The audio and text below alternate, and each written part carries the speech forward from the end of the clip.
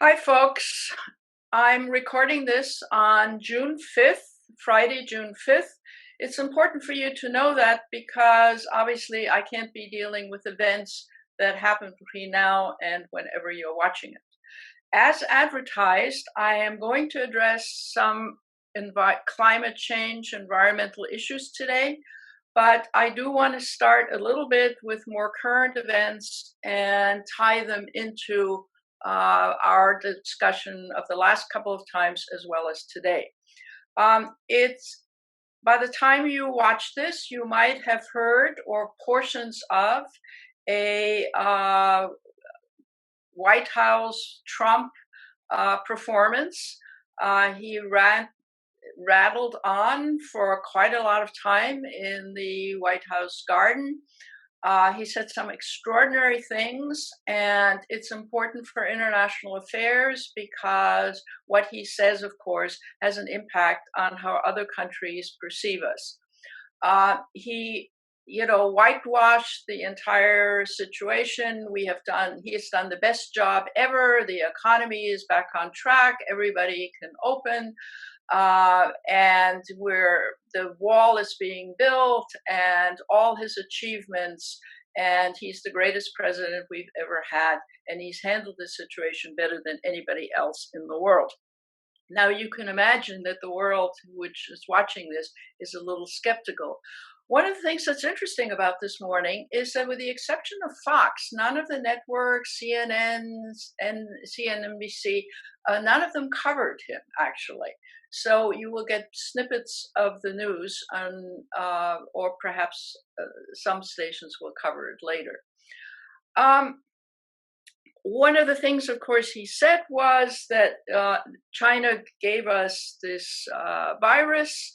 It swathed over the United States, and he, in his great wisdom, stopped flights in January, and that is what protected us from having a big virus crisis. Some of us may be surprised to learn that we don't actually have a crisis. Hundreds of thousands of people would have died if it hadn't been for Trump taking action with respect to the virus. What is interesting in terms of American-Chinese policy is that he also said that one of the strange things is that the virus was in Wuhan, and then the Chinese put a perimeter around Wuhan and thus prevented the spread throughout China. And why was it that they were spreading it to the US and to Europe when in fact they prevented the spread to the rest of China? This is, of course, pretty much ahistorical because the spread occurred before the lockup, and the spread also occurred because of bad national policies in many countries, including the United States, in response to it. But there again comes the accusation against China. So let me say a few more things about China. Not just the virus and the U.S. handling of it, but also the uproar for the George Floyd killing has been very useful for Chinese propaganda, because the Chinese are able, the head of the Chinese government has been able to say, look, fellow Chinese, this is what happens when you don't have a security state, when things get out of control, and that is exactly why we have to be more disciplined. And he was able to expand that into Hong Kong, which is a major international issue, by saying, well, you see, in Hong Kong, the reason we want to clamp down in Hong Kong and, in a sense, violate the agreement that Hong Kong can have a separate government independent of us, is because there have been demonstrations in Hong Kong. And so now we want to demonstrate to you that we need, as the mainland Chinese, to help take security measures in Hong Kong so that things don't become violent and things don't go out of control. The head of the Hong Kong government, Ms. Lam, echoed this and said, see, this is why we need to keep security. This is why we need to provide, and stop all kinds of things. from happening. So the propaganda benefit to the Chinese and the Hong Kong government, which is responsive to mainland Chinese government, has been very useful for them to in fact say, see, look at the US. This is what happens when you don't know what you're doing in the security field and things get out of control. I don't want to deal with the domestic side of this uprising post the killing of George Floyd. But I do want to say one thing just for historical purposes, and that is you might have noticed on the news that aside from the military and the National Guard and sending in military police and so forth, has been the fact that there have been these armed individuals in uniform with weapons, without names, without insignia, which have gotten people quite upset. And it turns out apparently that they are police from the prison services sent by the Justice Department. I just would like to take the liberty of making a historical comment now. Men in uniform, without names, without insignia, do recall Germany in the early 30s and fascist Italy. And it's not surprising that many people have been upset about that. The other thing that's noteworthy, of course, is General Mathis's comments about the Trump administration. And lots of people have taken note. He is a very respected general. People internationally have taken note that one of the most respected American generals has criticized the Trump administration. As you may know, Trump the next day tweeted that he was a no good general anyway. So much for that idea. And the Secretary of Defense, who tried to say something about the inappropriateness of using the army, the military, was criticized and walked it back to some extent. So the world is noticing not only that we have a police problem, but we have a use of the military getting involved with civilian and constitutionally legal demonstrations and uprisings. Let me say a few other things about China. China, of course, also has a downturn in the economy.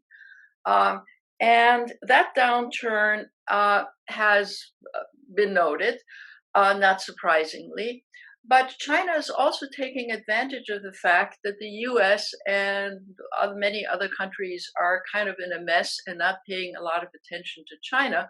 So China is engaged in all kinds of nuisance stuff on the Chinese-Indian border, around the waters of Vietnam and some islands, around Malaysia, threatening around the waterways around Taiwan. And around the South China Sea. So if we were interested in containing China and making sure that they behave well, not paying any attention to what's going on in China and condemning China and allowing China to pretty much say, well, the hell with those people, we will just do our own thing. They probably don't even really notice their attention is on something else. Other people are also involved in sort of nuisance stuff. For example, Putin, who is having military exercises up there in the North Sea and other places. In other words, a lot of people who potentially are troublemakers of one kind or another internationally are taking the opportunity of the US being, in a sense, out of the loop in terms of international affairs, disregarding its interests in the world, or at least its historical interests in the world. Everybody is very preoccupied with the virus, and the US is now preoccupied with its domestic situation. So you have all kinds of international trouble going on. And, few people in democracies in Europe are wringing their hands. You might have noticed that Angela Merkel said she's not coming to the G7 meeting. She's had enough of this. And she's told Macron of France, that if he wants to go, that's fine. He has his own reasons for wanting to go. We can talk about that in Europe some other time, but she's not being any part of it. So the last few times when we talked about the fact that the US is increasingly internationally being perceived as being pathetic. But at this particular point, people are not just thinking we're pathetic in terms of how we are handling our virus, but what we're doing domestically is very anti-democratic, is in fact dangerous, and that Trump is a nutcase and very dangerous, and that the US may be in some real political danger. So it has the view of the United States as a non-actor in international affairs has led to troublemakers trying to make trouble while they can and nobody is looking, and B, has led the rest of the world to wring its hands and hope that we have a next election and the outcome will be better. Now, you would say, well, how does this all link with environmental issues? Well, of course, the environment and global climate change is not going away while all of this is going on. And here there's both very bad news and there's good news. The New York Times of a few days ago published 98 cases where the US has gotten rid of environmental regulations. And you might have noticed, for example, that one of the regulations the US got rid of was that the industry can't pour mercury into our rivers. So they can pour mercury back into our rivers. This morning, Trump announced that more environmental regulations would be removed to help restore the economy. And what sorts of things he's talking about? He's talking about wiping out the various environmental regulations that pertain to infrastructure projects, like roads, like bridges, like almost everything in the last, let's say, decade or so has required environmental inspection if it's already built, but if it hasn't been built, criteria for environmental standards. Those standards, he said this morning, would be gotten rid of because they hurt the economy, and he made fun of the idea of having, a green charter. That's absolutely ridiculous. It is not in the interest of the U.S. economy, and he is the president who is going to make the U.S. economy flourish again. So never mind all of this environmental stuff. That, of course, is really alarming to the rest of the world, because as it has been pointed out, there has to be a 3% reduction in the emissions of things into the atmosphere in order to each year in the next few years in order to stay under the 2% global warming. And the 2% global warming is, of course, a very looming major crisis. Speaking of that looming major crisis in the environment, there have states in the United States, as well as countries, have taken matters into their own hands and have done all kinds of remedial work, all kinds of standards, all kinds of preparation, mitigation preparation on the environment, because everybody expects that there'll be, more hurricanes, cyclones, rising seas, and so forth. Quite a few states in the US had plans for mitigation, and these plans were going to be financed at the state level. So now that the states are in such bad difficulty because of the virus, and now in addition because of the civil rights uprisings, they have had to cancel these. So in the next few years, the various mitigation measures which would have helped floods and of all kinds and rising waters doing damage to cities and small communities, all of that looks like it's going to be wiped out, because the federal government obviously is not going to help states to address climate change issues, and the states' own desires to do that is now undermined by the bad economies that all the states are going to find themselves in. So this is actually a fairly serious issue. Then going back to China for a moment, you remember the building of the communications between China and the Silk Road, built all the way to Europe and to the Middle East. Um, some of that has also created havoc of one kind or another. Two kinds. First, in order to produce economic benefits and energy resources, the Chinese have been building in the Southeast Asian countries all kinds of dams, for example, on the Mekong River, which traverses quite a few states. And these dams are meant to produce hydroelectric power, but these dams are also having an incredibly bad effect on agriculture in those countries, fishing, and so forth. You can't just keep damming up a river and not expect that downstream from the dams there will be impact. So, what was considered to be help for the economies of all of those countries are now having climate related impacts, which double up on the one hand on the fact that the dams themselves are doing damage, and they're doing damage at the very time when climate change is also drying up rivers, producing the need for water for farming along in the countries along the riverbanks. So that too is a climate impact that is the consequence of trying to grow the economies of those countries. So we have a kind of on the one hand, on the other. Climate change, obviously, a very serious issue. Climate change being not addressed very well in some countries because of the economic downturn, because of the virus, and in the case of the US, because of the bad state of the economy of states, as well as now both the cost and the disruption over our civil rights and civil liberties and the role of the police and so on. So you have like double and triple whammies, all of which have some impact on A, reducing climate change, reducing atmospheric heating, and B, a kind of closing of the eyes to the kinds of things that people are doing, which might have come to the attention and might have made front page in newspapers and online, which are completely ignored nowadays because of the situation that is afoot politically, socially, health-wise, and so forth. Just to jump to the side a little bit, as things were getting really, really bad in the last few days, Trump was said to have made contact with the sort of two of the few remaining dictator friends he has, since amongst democratic countries he's lost his allies, prime ministers, and so forth.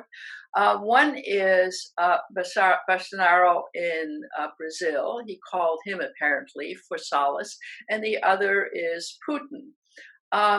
Putin is interesting because Putin first said there was no virus problem in Russia, and he even sort of took a potshot at us by sending an airplane load of masks and ventilators.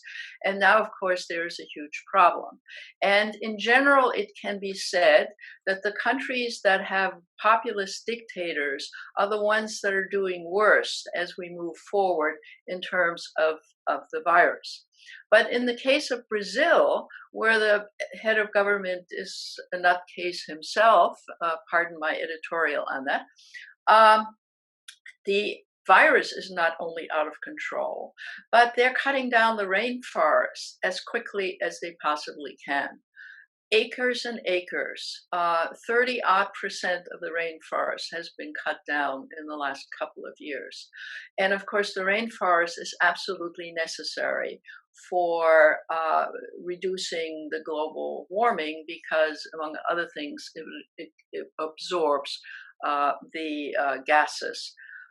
So what Brazil is doing environmentally under its dictatorship and under its climate denier is also contributing. So you have disarray contributing, economic downturns contributing, populist right-wingers contributing in various countries where they are not only not paying attention to the virus or what needs to be done, but that further reduces their economy, which further exacerbates their or extends their desire to do harm to the environmental heritage of their own societies because they need or they think they need the economic benefits of selling the wood on the one hand, and in the case of Brazil, quickly enhancing the farming, which took off. You will recall when the U.S. started not sending products to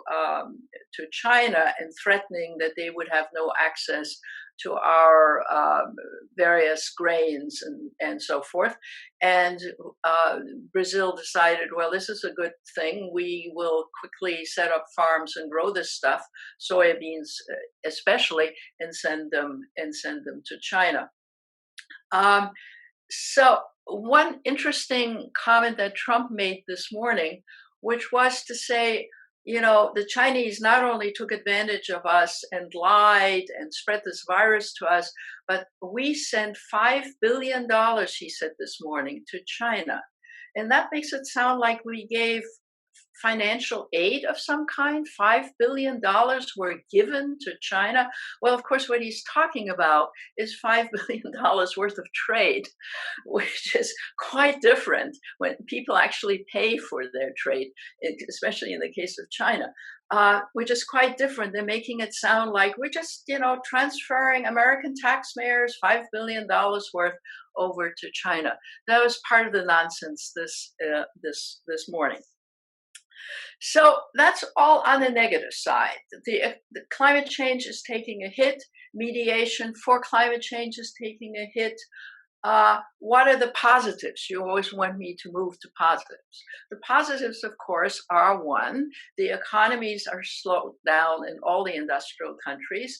And when the economies slow down, you use less gasoline, you have less industrial pollution of one kind or another. You might have seen the pictures of the Taj Mahal and other places in the world, France, Paris, the Eiffel Tower, and all of a sudden, which something that used to look murky for years now looks totally clear because there aren't any cars on the road, or not very many cars on the road. By the way, there are far more cars on the road now than there were 2 weeks ago, and there's far more automotive pollution again. But in any event, it's not back to where it was before the virus crisis started and the lockdowns. So you have a situation where, yes, a part of the environment has been cleared a little bit because of the downturn of the economy. Industries have been less polluting, traffic has been less polluting. But as scientists have pointed out, that makes only the most marginal difference because it's short term in any event. To climate change and the environment. We should not delude ourselves. Yes, it's perfectly good. We're breathing better air. It's especially good in Chinese cities and Indian cities, which were incredibly polluted. So it helps people's lungs for a short period of time, but it's no long-term fix.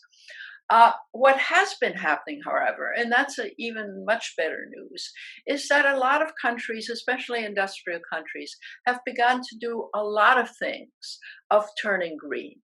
I mean, many countries now use a substantial amount of the energy that they used to get from oil and gasoline has now become green. Many countries have renewable energies, which are very high percentage-wise. I mean, like 40–50% of some of these small European countries are now renewable energy. That is really great news.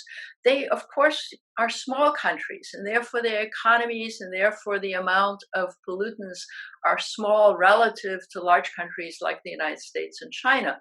On the other hand, what it does do is shows it can be done, that it is possible to convert to renewable energies.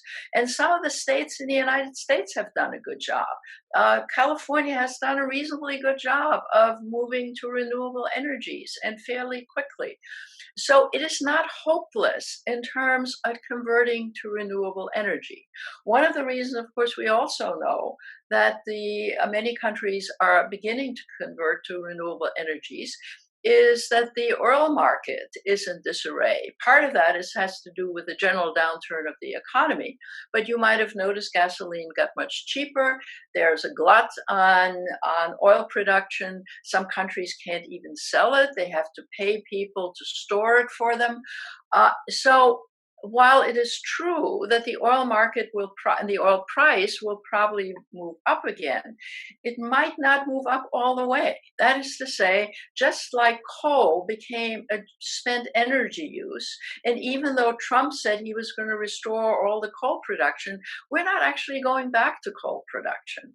And we may not fully go back to the use of oil as our energy source. We may go back somewhat, but it's beginning to one is beginning to see that people are seeing that it is possible to find alternative energy. And of course, the good economic news is that these renewable energy sources have become cheaper and therefore affordable. Because while they were not affordable, it was of course not they were of course not competitive with the oil and oil industry. So the competitiveness of renewable energy sources. It is also true that many countries' mediation efforts to stop water or rights from doing damage to their countries, from building ways to do damage control for water and for wind and by the cyclones and hurricanes and so on, is beginning to be taken seriously in many countries. And that is actually good news. That is to say, while the United States may be climate deniers, much of the world are no longer climate deniers, including much of the very impoverished third world. It may very well be that Brazil is cutting down its rainforests, and this is horrible. But there are moves now in other countries to begin to protect the environment. I don't want to overstate this. I don't want to say, by next year, the year after, all will be well. What I do want to say is in terms of climate change, real progress is being made in various pockets of it, and that the environmental movement is not wasting its time. It may be wasting its time right now under the Trump administration, but in the long term, in terms of individuals, how farmers grow things, finding alternate seeds, for example, that use less water, protecting waterways. We may be dumping more chemicals in. We as the US may be getting rid of environmental safeguards for everything imaginable, but many countries are not. And they haven't even done it under the duress of this virus. And that is really fantastic news. So if on the one hand, the glass is 2/3 empty, on the other hand, it is 1/3 full on climate change. Now, that does not mean that we are not in danger of getting to the 2% global warming, that we are not in danger of getting even past then if we don't do things in a great big hurry. But it is on the agenda that this is a problem. And we have a lot of the scientists that get disparaged, especially by the US current government. They're doing a lot of work. They're doing an enormous amount of work finding alternate food sources, alternate ways of growing things, alternate ways of using less water, mediation for buildings and cities. And one of the things that is worth remembering as we are so depressed, or at least most of us are so depressed about our own countries, is that we have a great science establishment. And if they would only be supported and allowed to do their work, they could not only help us in the United States, but they could join with the other scientists around the world, including, I might say, Chinese scientists, who are also doing incredibly good work in many ways. By the way, it has now been documented by scientists, including Western scientists, that the virus did not arise in a laboratory, but from animals. Trump still doesn't believe that, but anyway. So scientists are networked and cooperating across the world. And in many ways, one wants to say, please, governments, stop staying in the way of the scientists, of the climate scientists, of the agricultural scientists, of all those folks who are doing very good research to try to rescue us from the worst of it internationally. So bad news domestically, awful news domestically, very depressing news domestically. Climate change continues apace, but actually I want to leave you with the thought that putting your shoulder behind all kinds of green movements and recognizing that many people, including citizens and not just governments and scientists, have woken up to the real danger. Whether we can prevent catastrophe, I do not know, but it's worth taking a look at what people are doing, trying to learn from what other people are doing, and stopping our arrogance, especially now of our administration, to say we are the best and we know what we're doing. No, we actually don't know what we're doing all the time. Others can help us recognize what we're doing. It's good for us to be proud of many of the things about our own country. But it's also sometimes useful to be humble enough to say we might actually learn from others. Thank you very much for tuning in today.